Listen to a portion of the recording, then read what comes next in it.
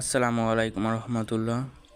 Customs excise ও VAT commissionerate Dhaka নিয়োগ বিজ্ঞপ্তি 2025।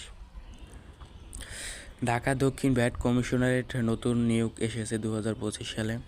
বাংলাদেশের রাজস্ব আদায় ও অর্থনৈতিক উন্নয়নে কাস্টমস এক্সাইজ ও ভ্যাট বিভাগ অত্যন্ত গুরুত্বপূর্ণ ভূমিকা পালন করে আসছে।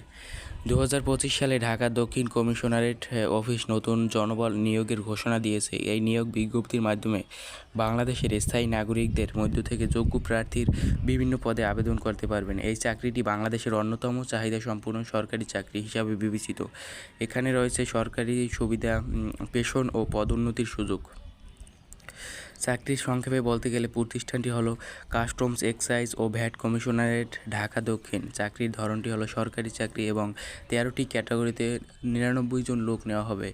আবেদন শুরু হবে 27 অক্টোবর 2025 আর আবেদনের শেষ তারিখ 17 নভেম্বর 2025।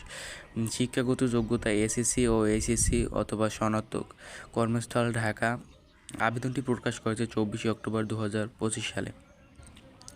তাই আমাদের ওয়েবসাইটে আরও অনেক গুরুত্বপূর্ণ তথ্য পেয়ে যাবেন, কিভাবে পড়াশোনা করলে, তারপর কিভাবে অনলাইনে আবেদন করবেন।